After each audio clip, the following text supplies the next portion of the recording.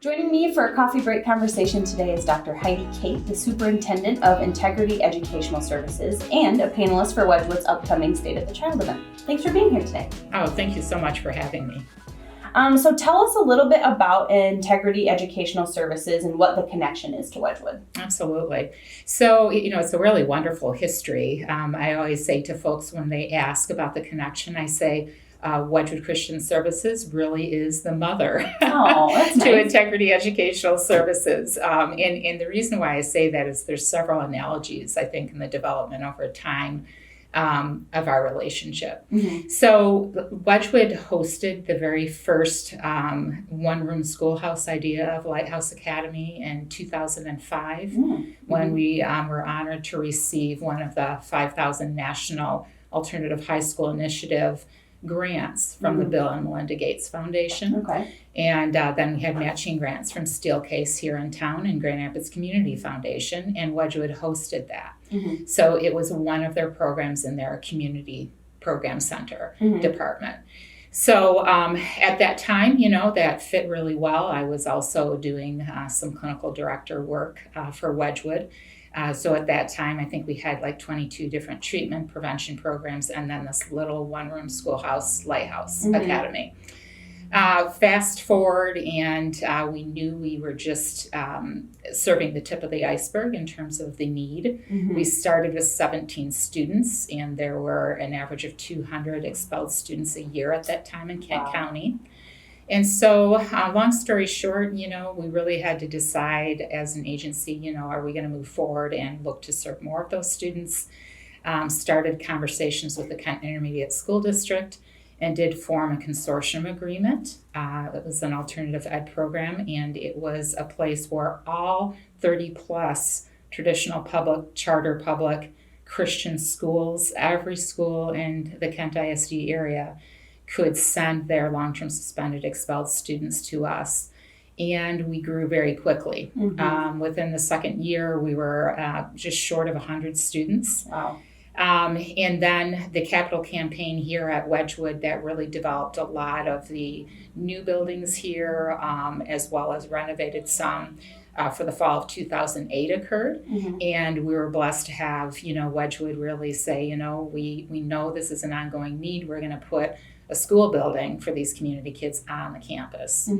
So, thus the mother, Yes. the mother analogy. Yeah. But it didn't stop there. So we went from probably the little baby, right, to being a toddler, to being an adolescent.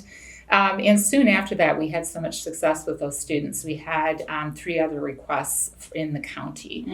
And so we expanded and added 3 more sites in Kent County. 2 at the Juvenile Detention Center called WACIS. We also added at that point, there was an overflow program called Child Haven. And then we also started the North Community Building on Fuller and Leonard, where Wedgwood still is, another way that they mothered another program. And then we also were asked to service students on the St. John's residential campus because they loved what we were doing with the Wedgwood residents. So, at that point, we had a lot of growth, but we still, really had the leadership structure under the Wedgwood umbrella. And it made sense at that time. We also started looking at founding a nonprofit arm that would be a small, what's called education service provider. And Wedgwood helped birth that. And that became the backdoor services, so HR and finance. We were borrowing some of Wedgwood's chief's time at that time. And it was about stretched as much as we could because Wedgwood was growing at that time as well. So when we took the next step and started having other requests for services, so the Kent County Correctional Facility and Eagle Village, our first out of Kent County request came in 2016. There was a resounding yes to that. It was a perfect mission vision alignment for the Lighthouse Board, but that's when it became apparent that we were really stretching the leadership resources at Wedgwood then. And we had conversations around, it was one of those things. It was, I envisioned the young adult going to college kind of thing, and that separation from the mother. Yeah. And, it's bittersweet. You love it because you see, kind of the wings, kind of unfolding and that flying. And we just thought it was better for Wedgwood and better for the schools because we knew more growth was coming to, kind of allow that emancipation. But there's just such a tight-knit collaboration still. So, for example, right now we are working on a new program I'll talk about a little later on this podcast, and our treatment provider partner will be Wedgwood. So we are always looking for ways to partner together still. And I think it's really one of those things that, as we think about discipleship and Christian development, that really having that wisdom to know when, right, you send out the people that you've kind of grown and discipled to start their own ministry, so to speak. And so there's this wonderful history of development. And again, there'll always be this great love, right, of an adult child, so to speak, to its mother organization, Wedgwood. And again, we communicate frequently around programming and what makes sense for us to collaborate on. So now the district is quite big, correct? Yes. Yeah, we've added a whole nother school district. So we have Hope Academy in West Michigan. That is a very unique program as well. We start as young as 4-year-old in preschool programming, 100% free and reduced lunch population. So in the highest poverty and highest unemployment area in Kent County in the Garfield Park neighborhood. And then we service students and multi-student families. We've got, families, our largest thus far, I think, has been 11 children. And we service kids all the way up to 12th grade. And so what's nice is the entire family of students can come and attend one school, and the parents can be, see their kids grow up. We had our first class of graduating kindergartners last spring. Wow. And it was just so cool to see those kids that, I remember when they came in as little ones with their big backpacks that are about as big as they are, right? And see them graduating and moving on to, college and trade schools and all that. So anyway, we've got the sister school, Hope. And then we've added more campuses. We, as I said, went to Eagle Village in Mecosta, Osceola County. 2 years ago, we were asked to put in a bid for services in Ottawa County for their juvenile detention center and their intensive surveillance probation institute program for their kids on probation. So that added 2 more campuses. And then we just last summer started in Muskegon in the juvenile detention center. And we are finalizing, praying that the lease gets finalized for a community building as large as the ones we have here in Kent County. So we'll be serving the Muskegon long-term suspended expelled students starting this summer. So the growth continues. Amazing to go from one room with 17 students to all across West Michigan now. So true. That's amazing. I know. It is amazing. I just think about, God's faithfulness, just so many. There's big stories like new campuses, but there's so many little ones along the way of just provisions. And I know there's been so many people, at Wedgwood and our campuses just praying for the ministry. And it is really cool, Hillary, to know that I believe we've surpassed our 1,000th graduate now. Amazing. In thinking that those kids were the ones that, were the most likely to feed the school to prison pipeline, and knowing that we're disrupting that pipeline is just so rewarding. And these kids are just, once they turn around kind of that hardcore, they are very, very resilient and have incredible assets to give to their communities. I've heard you talk about this before, but can you briefly describe the school to prison pipeline and what Lighthouse and Hope Academy are doing? Absolutely, yeah. The first literature that started talking and dubbed that term talked about that you can predict how many beds in prisons are needed by certain at-risk flags that come up during schooling. So the first one being not being able to read at grade level at 3rd grade would be the first one. The next would be beginning to have more and more disengagement, which appears in the form of chronic truancy in middle school, and then just becomes worse as the grades go on. And then one failure in high school freshman year it leads to, and I believe that the percentage is 37% of those students drop out before they graduate. And then add another failed grade in ninth grade, and that just extrapolates incredibly to a larger percentage. And if they don't pass half or more of their classes, they're significantly at risk of dropping out.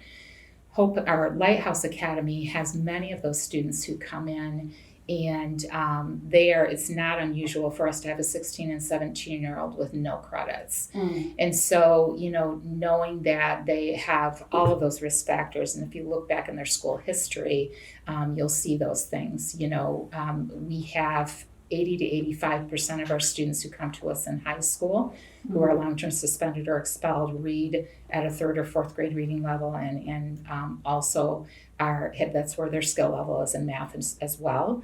And then they don't have credits, which means that they failed many classes. So they are at extreme high risk of dropping out, and that we can get them to graduation. And then choosing more beyond even a high school diploma is just an incredible, I attribute that to our incredible staff, and just they stick with the kids, no matter what. And we have so many incredible stories of kids that, when they came in, it was like, we'd hear the stories of, oh, good luck, this is a really, tough one or whatever. But if you just stick with the kids, with that right combination of holding them, responsible. I don't say accountable, because it's not our job to choose for them, but to help them to understand what their choices are. But then with that deep-rooted, I'm not going to give up on you, tough love kind of thing, is really what turns them around.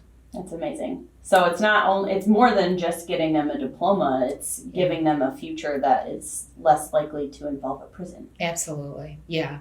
Well, and if I could go into one of our next big phases in terms of strategic development, not only in terms of growth, but I am so excited to say it's taken us, I've been working for 6 or 7 years with the Michigan Department of Education around how we could create enough structure and support for our students to have access to career and technical education programs and early middle college programs. And I am so happy to report that a year and a half ago, we were finally granted permission to open up a career technical education and early middle college pathway for our 2 school districts, Hope Academy and Lighthouse. Yeah, I'm so excited. So our goal, Hillary, is to take the kids in one hand, give them a diploma, and the other give them either a certificate, trade school certificate, or an associate's degree.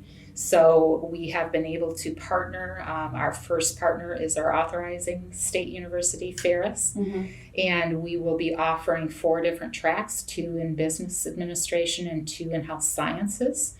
And our students will be able to, by junior year, select which they would like to participate in, and they will be able to graduate with us, because many of those count towards dual credit for high school and college, with 0 expense to their families and them. They will be able to graduate with an associate's degree in one of those pathways and have a diploma. That's amazing. So not only do they catch up to where they're supposed to be, they get ahead. Absolutely. Amazing. Yeah. Amazing. Yeah. We're so excited for them. Yeah. And for them to, for me, a big part of working with this population is helping them to be exposed, not only exposed, we talk a lot about career exposure, but for them to be able to view themselves in that future, to see not only a future for themselves, but one that they can aspire to and say, I can make more than a livable wage. That really is what we want most of our students to aspire to, and for us to have those doors open for them.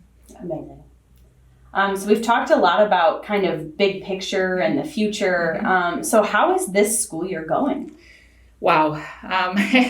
COVID, we really were in crisis mode. Just so many different things. I mean, I know this agency, Wedgwood, probably experienced it too, but lots of new policies, I felt like I was buried constantly in paperwork and new policies, and felt like about half of the time was spent on that crisis management around a pandemic, like everybody was.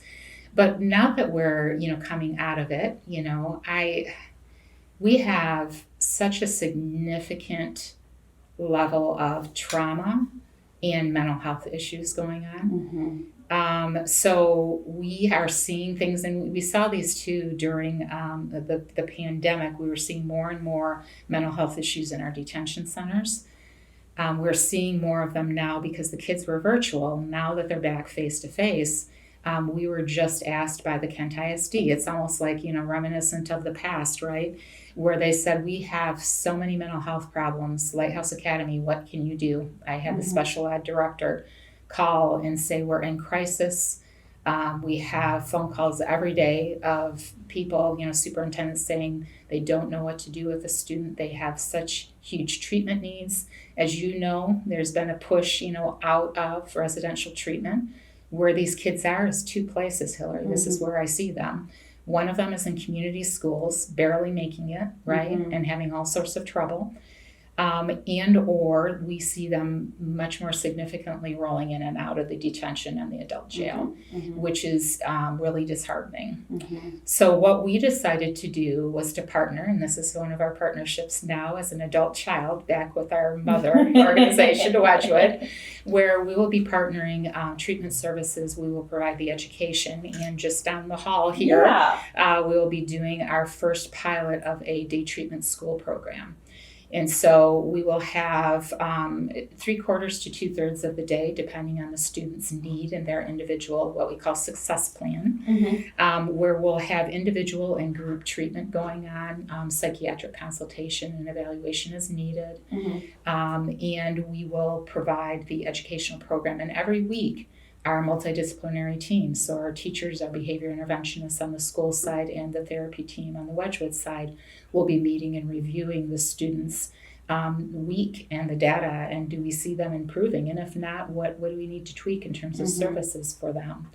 And our dream and our hopes is that we get the kids stabilized so that they can then go into what we call a less restrictive educational environment, continue what level of services they need in terms of treatment from Wedgwood, and that we have them go to maybe one of our community buildings or maybe back to their school district if they're ready. So this is, again, we turned this around, Hillary, in less than 2 months. Wow. Because what we really have found is that our kids can't wait. And I give all sorts of praise to like Wedgwood, right? But our staff too, in terms of, you have to be ready to answer the call and address a need. And not just, you need to give it some thought, but not so much thought that you don't jump out there and say, you know what, we just got to jump in and start working this out. And I'm excited to say I was on a Kent ISD leadership meeting this morning, and they didn't tell me this, and I don't think they knew I was going to be at the meeting, but I jumped on, and I'm glad I did, because they wanted to announce this program and kind of give some relief to the staff. There were school leaders and superintendents in that meeting to say, there's a place now where kids can get the level of treatment they need, right?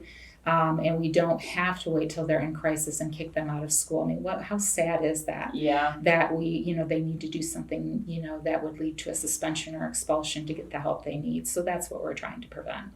I love that this program really speaks to Lighthouse and Wedgwood's a whole person approach. Yes. You can't really fully address education without addressing mental health and vice versa. So it's such a cool program, and I'm really excited to see how this goes. I am too. Yeah. I was talking, it was funny, to our school attorney, just kind of making sure we had our I's dotted and T's crossed in terms of policies and procedure. And he said, so how many different counties are you planning on doing this? I'm like, whoa, wait a minute. But, it does speak to, we are really, as a state, as, United States, it's going to take a while. Our kids are really dealing with, they dealt with a lot during COVID, and it's really exacerbated some of the issues in terms of mental health and family issues that have come up. And so we're excited to be there, to help them. Yeah, that's awesome. So obviously mental health is a big concern that you and your team are seeing. Yes. Are there other challenges that you're noticing with students? Yes. One of the other ones that has really been, and we were talking openly about this actually as a community, some of the other agencies, for example, that we work with quite frequently, the law enforcement group. And so During COVID, it just changed things, in terms of not only schools doing things virtually, but probation officers, weren't out there unless there was a crisis doing the regular check-ins. Police were doing different things, much like we were as school administration, right? I said about 50% of my time was just doing crisis management around COVID. And so we're really trying to regather and say, okay, we've got to reconnect, figure out our relationships. There's been turnover. So I actually just put together meetings with our 3 main police departments. And one of the things that unfortunately that they and we are experiencing is a much more significant, and I don't want to say this to be scared, there's an intervention, and that's we're trying to get ahead of it here. But there is much more, not just crime, but significant impulsive crime, can I say, in terms of our youth. And some, some things that are very risky to them. And so we've formed what's called a threat assessment, and it's based on a FBI model. And we've received some initial training. We're meeting with the NISD next week to put together our policies and procedures. And really what this is a way to look at way ahead of, like upstream, let me use that terminology, before something significant happens, that we figure out how the systems need to work together, everywhere from community mental health to the legal system to schools, to intervene with students before something bad happens. So that's something that we started working on the beginning of the school year because of the fact that we do regular data reviews, and we noticed how much more significant, risky, high risk, kind of pretty scary behavior that we were seeing. And we thought, we need to reach out to others that, it might take, like I said, there's that balance between Mr. Rogers' approach and a general Patton, right? The tough love kind of thing. And so we need to make sure that we're coordinating with these other agencies to make sure we have the mental health, we have intervention if needed in a proactive way in terms of, having maybe a police officer come in and say, hey, straighten it out, that kind of thing. And that we're working collaboratively to intervene with the students earlier on. I know at State of the Child, I want to say it was maybe last year or the year before, one of the police officers on the panel said something about they noticed an increase in violent interactions that started on social media, which I thought was interesting. So, this generation is just dealing with much different things than schools do not like social media. That's totally fair. We actually just, after the first quarter of this school year, really wrestled with this, talked with stakeholders, all of that, but decided it was healthier we now have safe houses for electronic devices. And so literally they are like houses, and we put a little label on them, safe, because that can ramp things up during a school day. But we don't control that in the afternoon and the evening. So that is definitely the case, where many of the things, if they don't get started there, they get ramped up and accelerated there. Absolutely. So obviously mental health is a big topic right now, and I'm sure it is for your schools too, but how does mental health and the challenges that students are facing impact their education and their success at school? Yeah, absolutely. Well, the trauma research says, right, if you know about the brain, if you have compounded trauma, right, which many of our students do at Wedgwood and at Lighthouse Academy and at Hope Academy in the inner city, you have a brain that's much more sensitized, and with other stress will quickly go to parts of the brain that are about fight, flight, and freeze. Not the frontal cortex, which is where you reason, problem solve, and do your learning, initiate the learning. So it's been very important for us. We started this journey before COVID, which actually it was a huge blessing. It wasn't because we knew COVID was coming, obviously, but we continued the journey where we have really dug deep. One of our main, I would say top three training initiatives has been on trauma-informed schools. Literally, we have an online academy and are part of a national effort in that way. And that has been really helpful. And really what it is creating an environment that is that helps students feel safe so that they can hopefully not go to that center of their brain, the fight, flight, or freeze, but stay in the learning part, or that we can help them get regulated. We have people who are trained much more deeply on that, how to help students regulate so that they can get back into their reasoning brain, figure out what they need to do to get back in the classroom. We have behavior interventionists and what we call a responsible thinking center where kids do that all the time. So that has been really critical, I think, for us. I think the other piece, Hillary, that we've really dug deep into is the restorative practices. And so really looking at some of those things that have been hurtful and struggles in the community definitely impact our students who feel a sense of powerlessness. And some of those scenarios hit really close to home that have gone on nationally and even in our own community. So really looking at, so some of those things, it's kind of like a raw wound. And when those things are picked, right, by somebody at school, they can get irritated or even go off on each other. And there is a whole process around restoring relationships, student to student, student to staff, staff to staff. We've done that. Because unless you're doing that, we're trying to, like you said, not only teach the academics, help with all the, mental health issues, help with job, career awareness, but how do you live in a community is something that, schools have become a lot of centers for lots of things. And I think that's one thing we've really wrapped our arms around and owned because our kids need that. The whole person approach. Absolutely. So I've talked to some of our education specialists who work in the classrooms here at Wedgwood with the residents, and heard stories about how, kids, finally doing well on a math test and how that impacts then their behavior in the residential program and how it kind of compounds on itself. So how are you seeing success in school impact kids' lives outside the classroom? Oh my gosh, yeah. I love that, Hillary. And I just want to say recently, keeping confidentiality, of course, but we asked 4 different students who are seen as leaders at Lighthouse, and this relates, I'll get back to what you just ask you about Wedgwood residents. And we had them speak to legislators who came for a visit a few weeks ago. One of those 4 was a former Wedgwood resident who was from the community and decided to stay at Lighthouse after his discharge. That's awesome.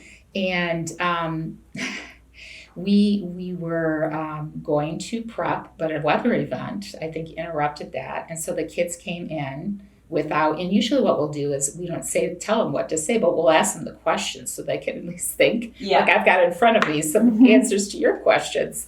And they didn't have that preparation at all. So I just want to say it was totally from the heart and off the, top of the head. This Wedgwood resident, I was floored. I mean, did everything from talking about what his learning style was and how the teachers really, asked about that and made sure to accommodate that, and the materials, taught him in that way so he could be successful.